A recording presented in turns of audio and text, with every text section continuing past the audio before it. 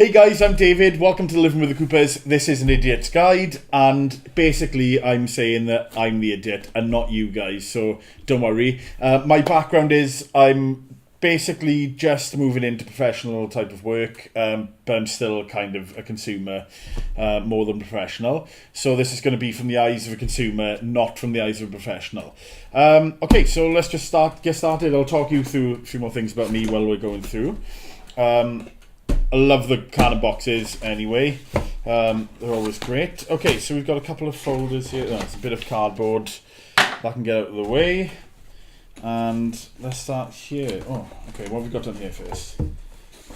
Manual. Massive manual, so I assume that it's in many, many languages.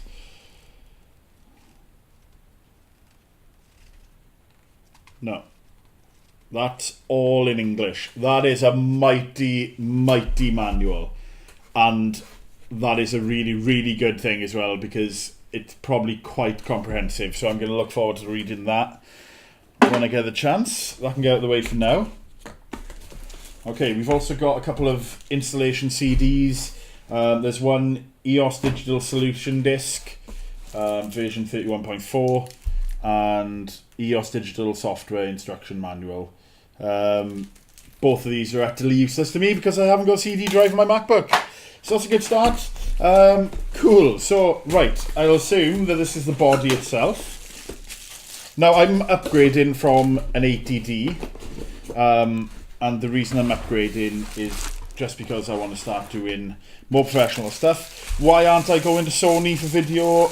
It's purely because the 5D has always been my dream camera. I'm sure a lot of people out there who have kind of worked their way into photography over the last, say, 5 to 10 years will have kind of the same thing as me as well. I remember using a Canon 5D Mark 1 years ago just for a go. Obviously, there was stills only. The Mark 2 I had to go video, and now I'm on to this. Now, it feels a lot heavier than the 80D, which is good, because I like a bit of weight in a camera. Oh my god. It's beautiful. Oh, I could cry. Oh, I'm so excited. Okay, so yeah, it's got a really, really nice weight to it. As you'd expect. I mean, it's a quality product. I mean, there's only a couple of cameras above this. For photo, it's the 5DR and the 5DS. And then obviously we've got the 1DX Mark IV. 1DX, is it Mark IV? No, the 1DX anyway. So lovely, feels great. Very, very familiar layout on the back for buttons, but still different at the same time. I haven't got this little, I can't remember what they call it exactly. It's like a scroll button, but I haven't got this on the joystick. Then I haven't got that on the 80D. Everything feels as it should, and it looks great. A much bigger screen on top of the LCD screen than on the 80D. Different shape as well. One thing that I know a lot of people are a bit gutted about with the 5D is the fact that it hasn't got an articulating screen, but that's not going to bother me. I use it a lot on the 80D, but the 80D is going to continue to be my vlogging camera. If I've ever got talk to camera handheld, it's going to be the 80D. But this is for everything that is just going to be sexy. So I'll leave this here for now. And let's get back to this box so we can get out of the way. Okay, so there's nothing else in that first compartment. So there's a big box here which will have everything else in. There's quite a way to that as well. Now, a lot of people have asked me why you go in for something so, like why you replacing the body and not going for good glass. Good question, but once again, my dream camera. Well, I could have bought, like, I want the 80D's crop sensor. This is full frame. I could have gone to the 6D Mark II, but I'd always been thinking, why didn't I just buy the 5D? And this has got the L lens with it anyway, so it's a massive step up. I've got an 18 to 135 kit lens on there right now. The reason I didn't go for the 24 to 70 is because I wanted, I want that extra range. So it's not very often I use it, but when I'm with the baby and filming the baby, sometimes she runs off into the distance and I like to get nice and close without having to disturb her by getting too close to her. Okay, let's go through all the bump first. So, obviously UK power lead, fairly straightforward. You know, it's the same as you get with every other camera in the Canon range, I assume. The USB cable. USB Type 3. So it's nice and quick to transfer between... Oh, that's nice. I don't even know what that is. It looks like an old printer thing, but I assume it's just to keep everything nice and steady and still. I'll look into that later. But yeah, it's just a nice, really good quality. If you know, the thickness of the wire is nice. USB 3.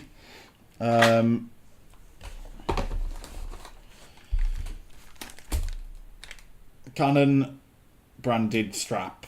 Now, I know I've shared the same feelings about these as some other photographer friends of mine.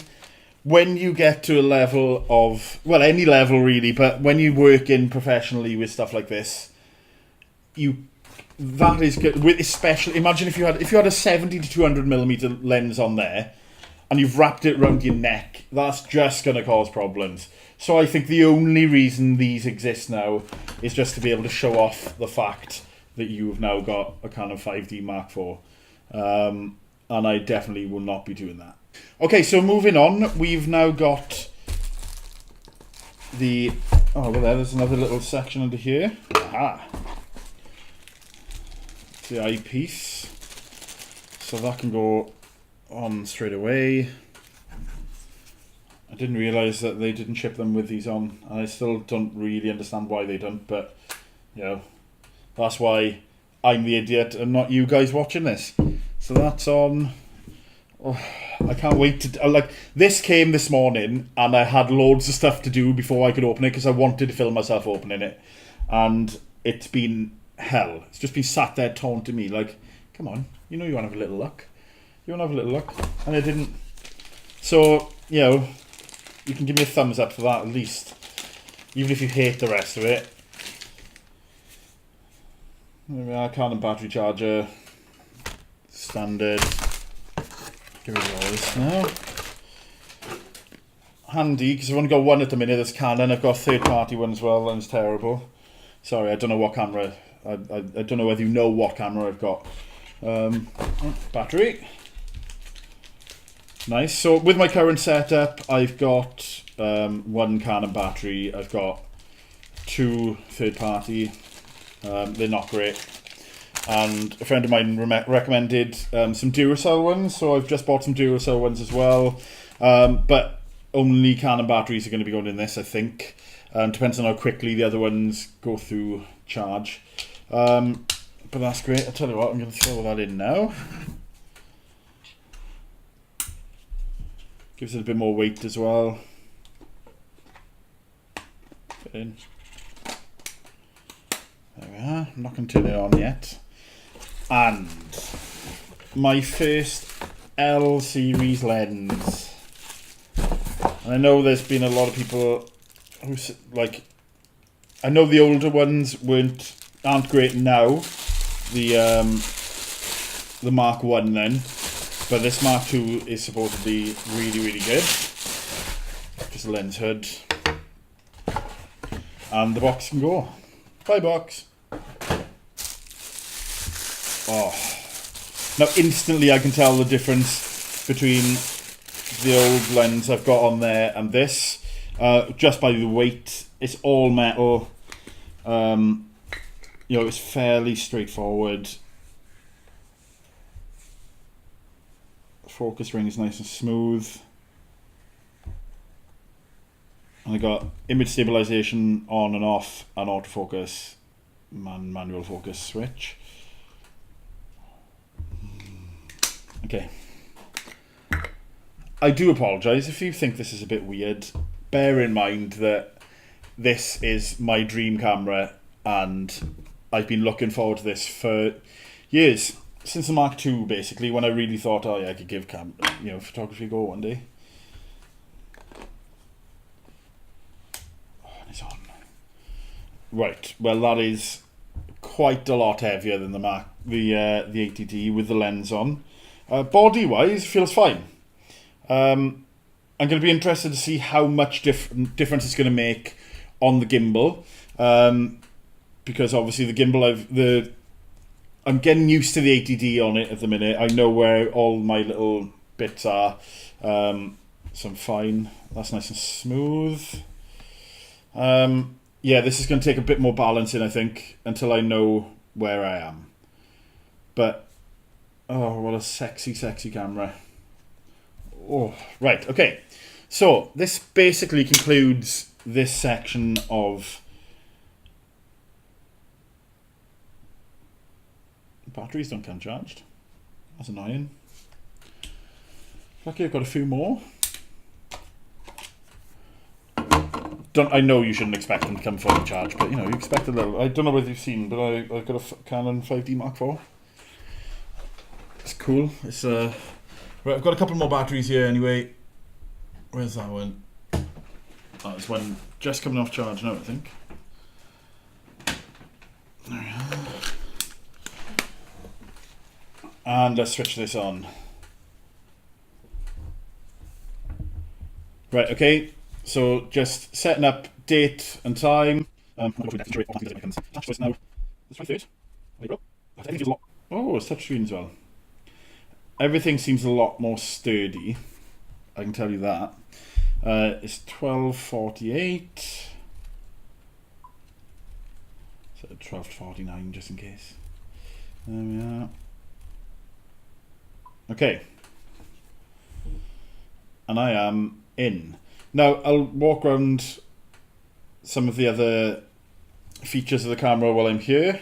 So, card slot. I'm going to be using CF cards for the first time. Didn't realise how expensive they were, did I? So this is a 64GB CF Extreme. I know this will not suffice for 4K footage, but to be honest, I'm not that bothered about shooting 4K just yet. It's going to cost too much time in post anyway, so... Oh god, how do you get in these? Right, okay. Yeah, it's going to take too much time in post, so I'm not too bothered. One thing I am going to do, if you stick around, is once I know how this works, I'm going to upgrade the firmware.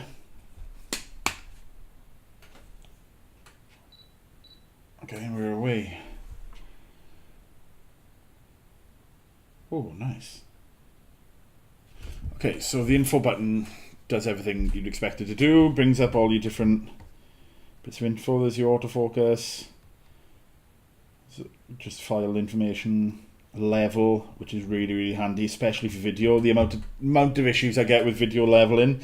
And then just your quick menu then, so exposure, white balance, color profiles, stuff like that you can change in there. I mean, if you want a full-on review of this, then maybe go and have a look at somebody who's had one for a bit longer, because I'm going to be really working my way around this. Okay, so we've got the side here, there's an HDMI input, or output even, and the USB socket as well, USB 3. And then in this side we have microphone in, headphones out, and flash out as well. And on the front there's the remote switch as well, just here. That's great. And I'm just looking forward to having a little go now. So I'm going to leave you where you are. I'm going to take a little photo of you as well while I'm here. Oh wow, the autofocus is so quick. That is insane.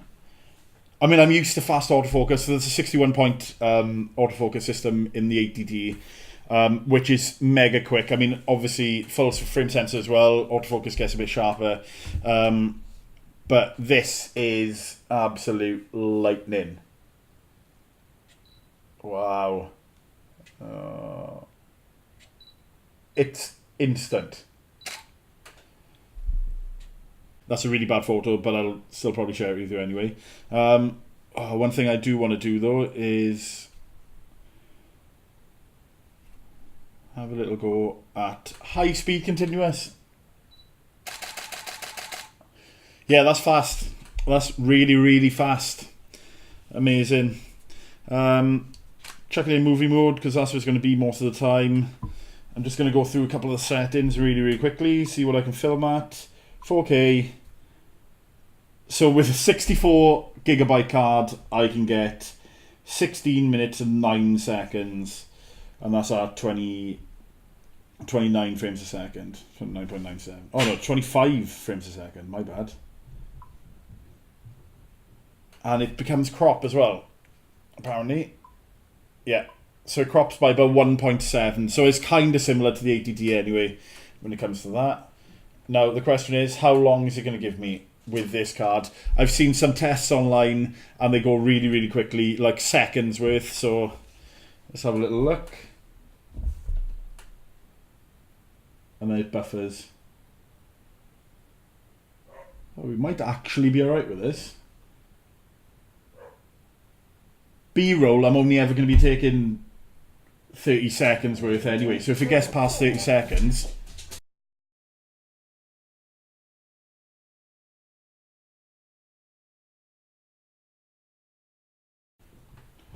Okay, so I just got up to about 30 seconds and the dog started barking. But if I can get, longer than 30 seconds, then that's a bonus. I'm not going to be filming all in 4K, not with these cards anyway, I don't trust them, but I didn't have the money to spend on the Extreme Pro ones, which run at about 160 megabytes a second. Even that seems a bit slow. But yeah, 30 seconds easy. I will have a little look and a play around to see how much I can get. So that's it so far. It's focusing so quick. The autofocus is just insane. What I'm going to do is I'm going to have a little play around with the settings, get everything matched to my 80D as well, and then I'm going to update the firmware and decide whether or not it's worth having log, because I really want log. But anyway, thank you very much for watching. I do apologise if I've droned on a bit or if it's a bit too uninformative. If there's anything you want to know, by all means ask me. I film myself every day anyway, near enough, so just ask.